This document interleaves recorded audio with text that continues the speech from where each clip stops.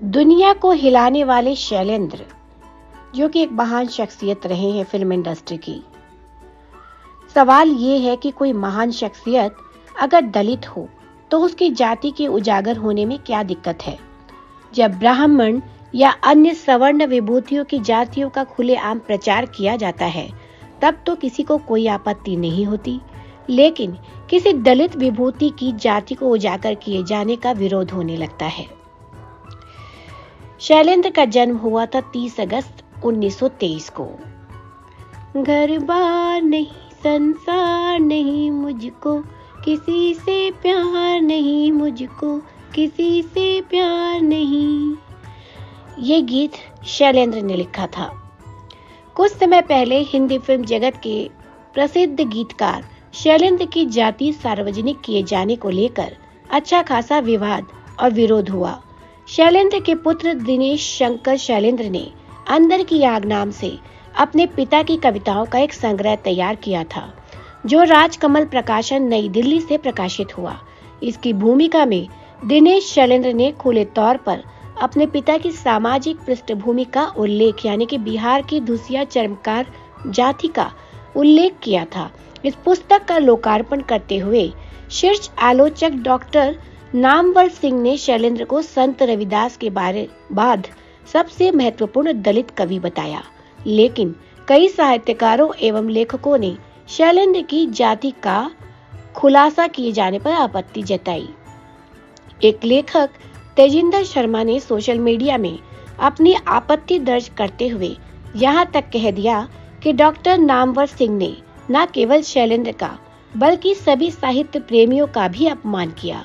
सवाल ये है कि कोई महान शख्सियत अगर दलित हो तो उसकी जाति के उजागर होने में क्या दिक्कत है। इसके बाद एक और घटना घटी जिसे मीडिया ने पूरी तरह से दबाया। मुंबई में दिनेश शैलेंद्र की शादी की 31वीं वर्षगांठ 21 फरवरी 2015 को अपराह्न 3 बजे बेसबॉल बैट और डंडे लिए करीब 30 स्थानीय गुंडे उनके घर में जबरन घुस आए।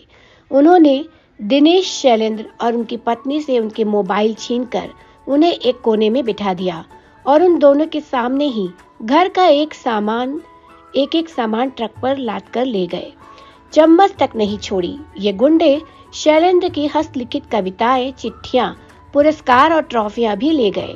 वैसे तो दिनेश शैलेंद्र उनकी पत्नी को भी ट्रक में जबरन बिठाकर ले जाना चाहते थे वे, लेकिन तभी वहां से गुजर रहे एक व्यक्ति ने माजरा समझकर पुलिस को फोन कर दिया और पुलिस के आने के पहले ही वे ट्रक लेकर वहां से भाग निकले।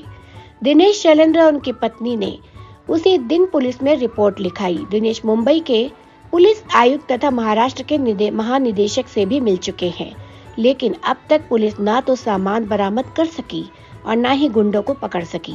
पुलिस ने केवल एक व्यक्ति को पकड़ा था, लेकिन उसे भी रिमांड पर लेकर पूछताछ करने की बजाय छोड़ दिया गया। गुजरे जमाने की एक महत्वपूर्ण फिल्मी हस्ती के पुत्र एवं पुत्रवधू के साथ इस घटी सनसनीखेज घटना को निश्चित ही उनके प्रशंसक एवं सिनेमा प्रेमी जानना चाहेंगे। मीडिया की किसी महत्वपूर्ण फिल्मी हस्ती से जुड़ी घटना में खास दिलचस्पी होती है और ऐसी घटनाएं अक्सर सुर्खियां बनती रहती हैं, लेकिन अपने जमाने के सर्वाधिक लोकप्रिय गीतकार के बेटे के घर में लूटपाट की घटना को मीडिया ने खबर लायक नहीं समझा। आखिर क्यों? क्या इसलिए कि वे दलित थे? अगर इस तरह की घटना किसी महान सवर्ण हस्ती के परिवार वालों के साथ हुई होती तो उसे मीडिया की सुर्खियां बनने में देर नहीं लगती, लेकिन एक दलित गीतकार के पुत्र के साथ ऐसा हादसा होता है तो हुआ करे। वैसे इस मामले में यह भी कहा जा रहा है कि कुछ ब्राह्मणवादियों को संभवतः इस बात से बहुत तकलीफ हुई होगी कि दलित समाज का कोई व्यक्ति या उसके सगे संबंधी अपनी सामाजिक स्थिति को छिपाने या उसके लिए शर्मिंदगी महसूस करने की बजाय अपनी जाति का प्रचार कर रहे हैं और उस पर गर्वित हैं।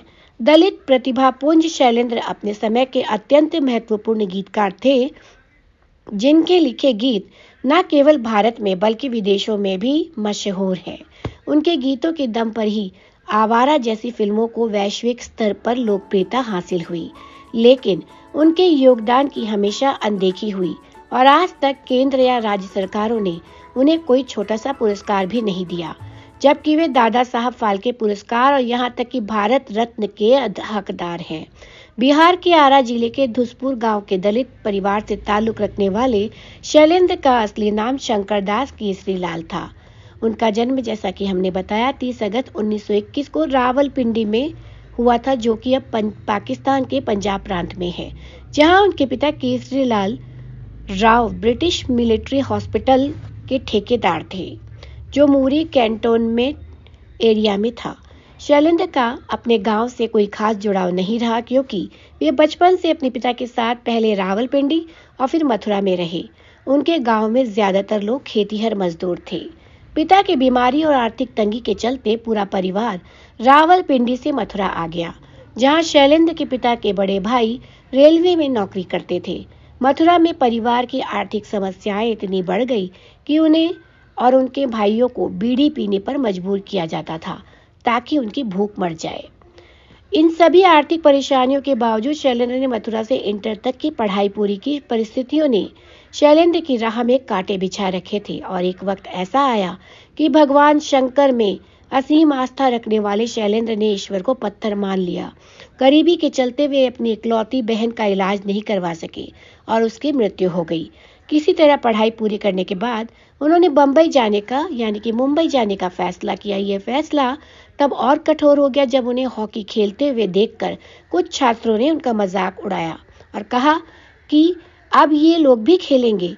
इससे खिन्न होकर उन्होंने अपनी हॉकी स्टिक तोड़ दी। शैलेंद्र को यह जातिवाद टिप्पणी गहरे तक चुभी। बम्बई में उन्हें माटुंगा रेलवे में मैकेनिकल इंजीनियरिंग विभाग में अप्रेंटिस के तौर पर काम मिल गया, लेकिन वर्कशॉप के मशीनों के शोर और महानगरी की चकाचौंध के बीच भी उनके अंदर का कवि मरा नहीं और उन्हें अक्सर कागज कलम लिए अपने में गुम अकेले बैठे देखा जाता था। काम से छूटने के बाद भी प्रगतिशील लेखक संघ के कार्यालय में अपना समय बिताते थे, जो पृथ्वीराज कपूर के रॉयल ओपेरा हाउस के ठीक सामने हुआ करता था। हर शाम वहां कवि जुटते थे। यही उनका परिचय राज कपूर से हुआ और वे राज कपूर की फिल्मों के लिए गीत लिखने लगे। उनके गीत इस कदर लोकप्रिय हुए कि राज कपूर की 4 सदस्यीय टीम में उन्होंने सदा के लिए अपना स्थान बना लिया।